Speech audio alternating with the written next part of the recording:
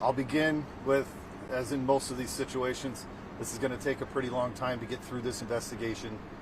We're going to unturn every stone that we can, and once I get through the story, you guys will see the scene is pretty vast as far as area that we got to cover to collect everything we need to collect. So this incident began this morning around 11:15 a.m. Officers responded to an assault that occurred near 27th Avenue and Bell Road. As officers were responding to this call, they were given a description of the man that allegedly committed this assault. A sergeant responding to the call observed a man matching that description and matching a bike that was described by the caller that he was riding. He first observed this man near the area of 31st Avenue and Bell Road, traveling westbound. The sergeant did make verbal contact with the man, ordering him to stop. The man refused and continued to take off from the sergeant.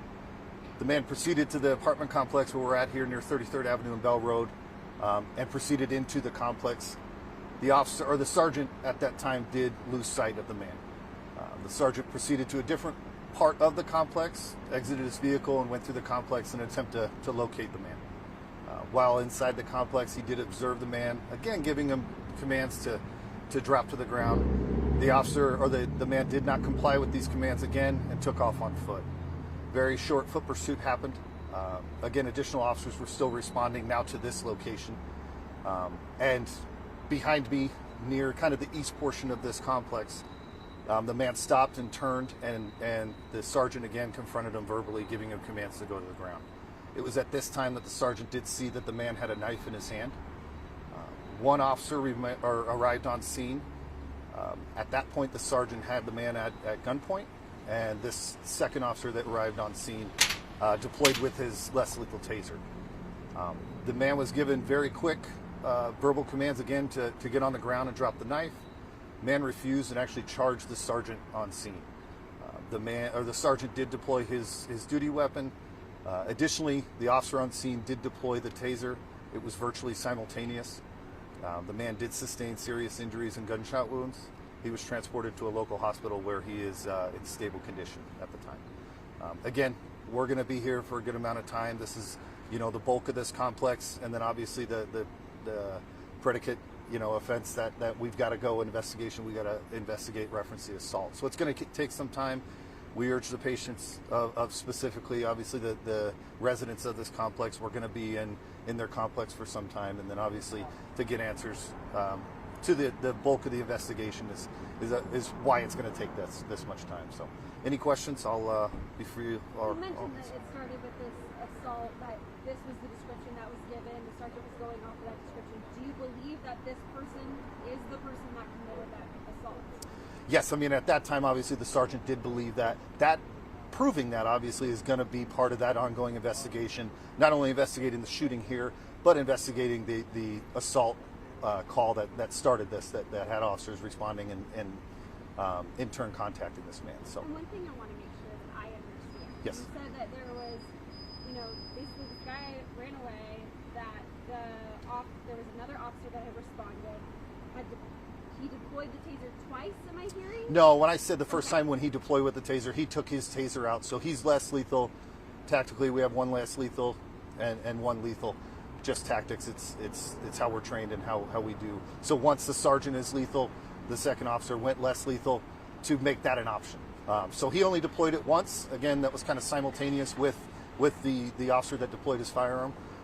Once the man did charge at the sergeant. So only one officer fired shots. Correct. A sergeant, but yes, we only have one City of Phoenix officer that did fire his weapon. Okay. Did he deploy his gun more than once or just one time? He fired multiple times. Okay. And first, the laser was used, right? He fired it a couple times, and then he went on and proceeded with the actual firearm? No. The taser and the firearm, that the officer fired the taser and the sergeant fired the firearm, they were virtually simultaneous. The officer with the taser only deployed his one time. And then another officer deployed an actual firearm? Yeah, the sergeant deployed his duty weapon. So two officers were involved? Two officers were involved. Only one did deploy his firearm. And that's when the suspect charged it towards him. Right. The suspect came charging at the sergeant. who had the lethal component of this contact, at which time he discharged that. And he his had already firearm. told him multiple times to drop the knife. Yes, yeah, multiple times. Once that last contact happened, he was told to drop the knife and get on the ground. So the sergeant was the initial person that followed him into this complex? Correct. The sergeant was the one that first saw him on 31st and Bell. Sergeant did follow him to this area, and then Sergeant recontacted him within the apartment complex, and then the sergeant chased him on foot. So Sergeant did bulk of the contact. The officer that got on scene was at the end of this contact. So he drove in. I mean, was he called to assist the sergeant, or? Yeah, once the sergeant saw the man that matched the description, he got on the radio, advised the other responding officers, at which time obviously they're gonna converge on this area where the sergeant's giving locations and direction of travel and such. Is the suspect tied to this complex at all, or did he just happen to, this is just where he was?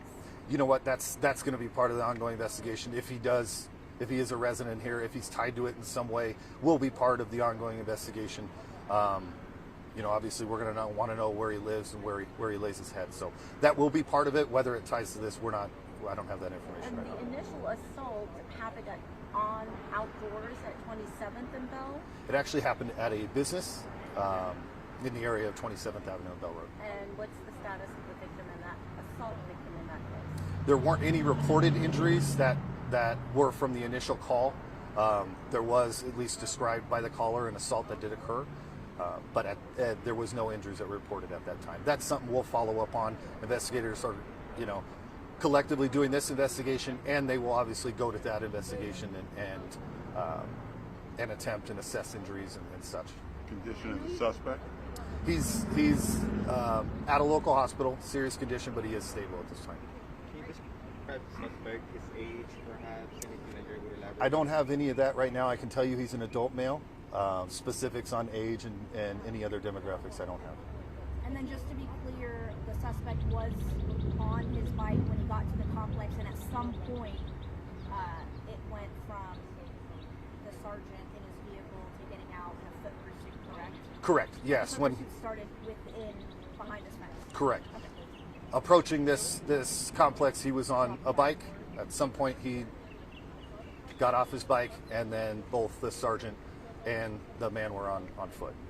Is the suspect affected to survive his injuries? I know you say he's serious but stable, but who's Right now, being that his injuries, he does have a gunshot wound. I don't want to lean either way. At this point, obviously surviving this long, we lean more to he should hopefully be able to survive these injuries. We can't say definitively at this point. Was he shot multiple times? He was shot multiple times, yes. You said he was shot multiple times? Yes. So it looks like there's a scene here in the parking lot driveway, and then there's more tape and more stuff kind of throughout the complex. Where was he physically? Where did the shooting happen? Shooting's going to happen on the east side of this complex. Okay, so in the driveway here. Yes. Obviously, with the foot pursuit and being within the complex, we're going to hold the bulk of the complex just to see if there's any evidence from a previous crime or from this incident that happened here that is part of this investigation. So, like I said, the portion of this complex we're going to have a lot of this complex right now as part of our scene, and then obviously the precursor call for service of the assault, that's going to be part of the scene. So it's pretty vast, which is why it may take a little bit longer in this case to finish this investigation. A witness says that the suspect didn't have any shoes on or a shirt on. Could the suspect be possibly homeless?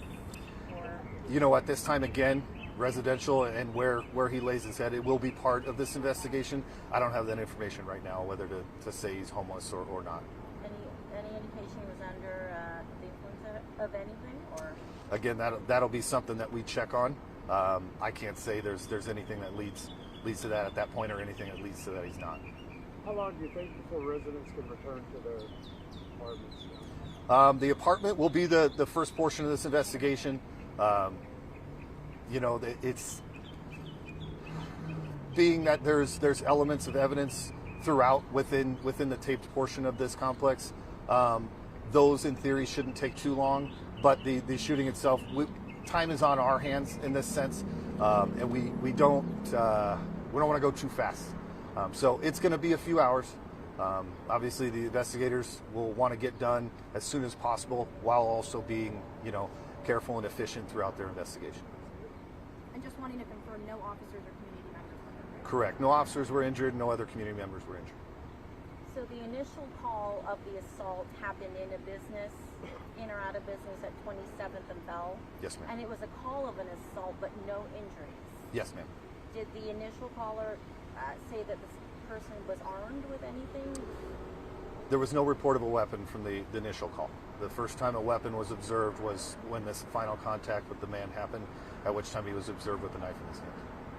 Okay. Is that like a kitchen knife?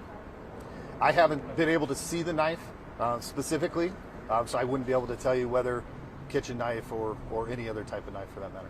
Did he know the victim from down the street? We haven't established any sort of relationship at this time. So, but there was no injuries or violence, or I don't want to say violence, but weapons used against the initial victim who called in the assault, only at this particular scene. Yes, ma'am. I would, again, like you said, I would say the assault is an element of violence, but no weapon was included in that.